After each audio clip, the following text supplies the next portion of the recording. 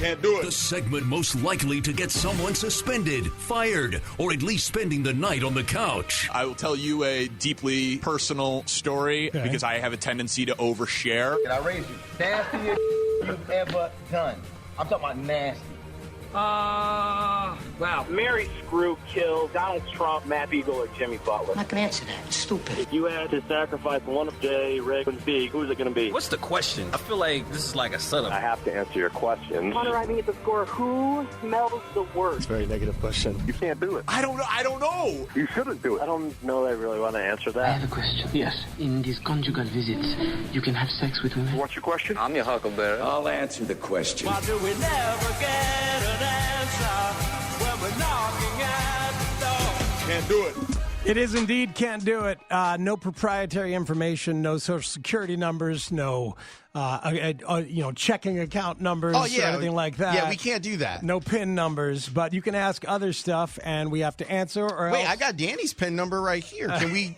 That's not allowed, or well, if somebody asks for it and you have it and you want to give it away, I mean that's up to you. If we can't decide not to answer, we'll do this. Can't do it, and then you win a score prize pack. It's just that early. We're going to play this for about 10 minutes right now. We start with Corey on the South Side. You are first up on Can't Do It. Corey, who's your question for? It's for Laurence Holmes. Hey. Hey, Laurence, tell us how you really feel about Tommy Williams. In regards to your working relationship with him on the score? Okay, as a producer, Tommy gave me a lot of freedom. When I produced the show, there were a lot of things I didn't like about the show.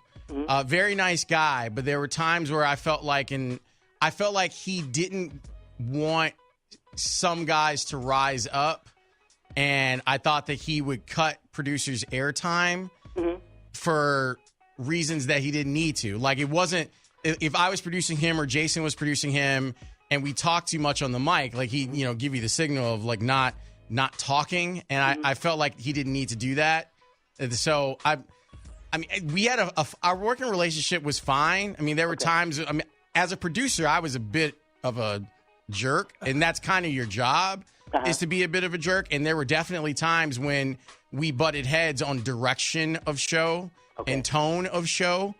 But I mean, I know that he's a really nice guy. I just thought that there were times where he could have been doing more lifting while he was climbing. It's interesting when you're a producer and your job is to be strong, and you also are almost always an aspiring host.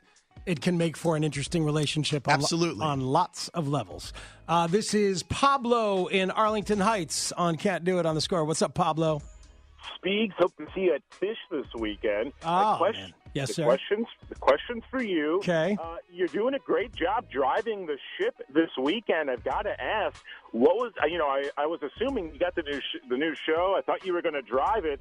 What was the decision to let Mr. North Shore Park drive the show from day one? Do you have a boss, Pablo, in your job? I'm my own boss. Oh, good for you. I am not. I have a boss.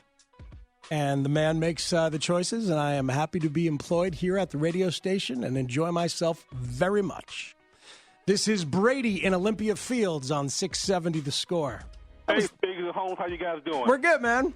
Hey, long time listener, first time caller. Hey, my question is for Larry. Well, my name is Lawrence, but we don't have one of those. Oh, boy. Hey, Lawrence.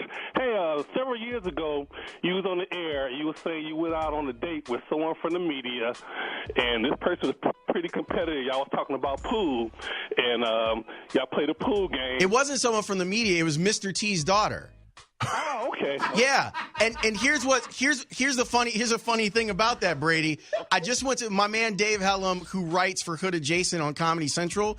He does a comedy show in Chicago every month, and so he came back, and she was one of the comedians. So I was there with my wife, so I told my wife about what happened on the date, and she's a great first of all, she's funny as hell.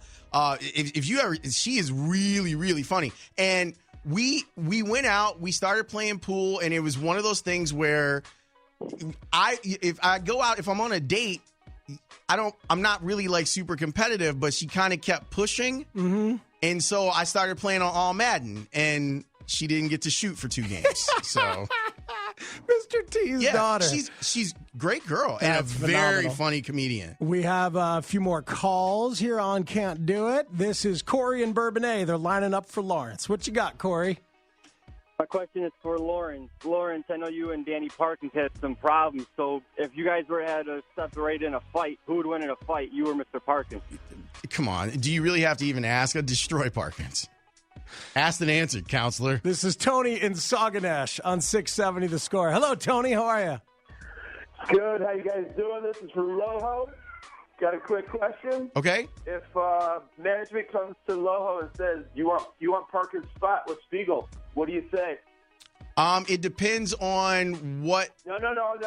Yes or no? No, it's not. It's not yes or no because there are contractual issues here.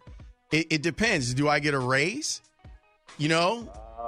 See. Okay, we tear up the paper. You want? No, we're not. We're not tearing. Like, do you understand how contracts work? Like, I'm a lawyer. Let's put it this way. You're a lawyer, Tony? All right, hang on afterwards. I'll get your numbers. Is Danny fired or is he moving to my show? Yeah, switching spots. Oh yeah, I do that.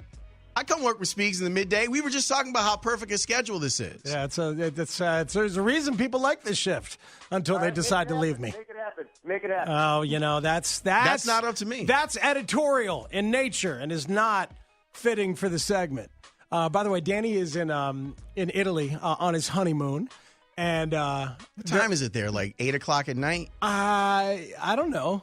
But there are pictures of him in Venice, man, that are priceless. In all of his sports clothes. Please talk to me about sports, please. No, I don't think it's that. It's just I don't think he owns other clothes. Like his chill clothes are sports clothes. He has a 10-year-old's wardrobe. That's our guy. It's my guy. This is Will in Arlington, Virginia. Will, you're on Can't Do It on The Score. What you got? What's up, Speak? Hey, Jazz fan Will, actually.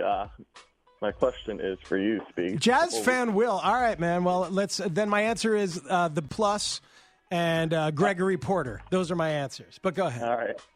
A couple weeks ago, somebody asked Rosen who you'd get rid of, and it seemed like you kind of had somebody. So which weekly guest would you get rid of and why? Which weekly guest? On this show or just in general on the station?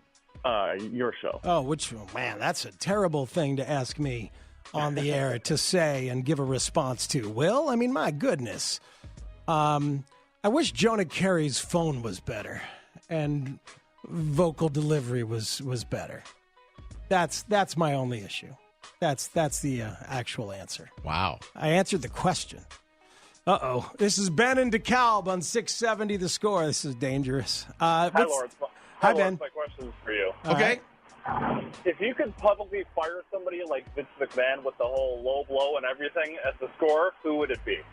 At the Score now? If you could publicly fire somebody and have it be like a full-on embarrassment? Is that what you're asking? Yeah. How we'd fire him and how somebody would come behind him and give him a low blow. Huh. Like Vince McMahon. Am I going to go to jail for assault or? I don't think so. No. You just get to do it. Anyone now? Rick Camp, out of here. He has listened to the segment. Let's go. Let's get him out of here. Someone had to say it. Finally, someone said it. Oh, man. No, actually, that's a weekly thing. I get killed, fired, maimed. Yeah, you do. He's like Kenny on South Park.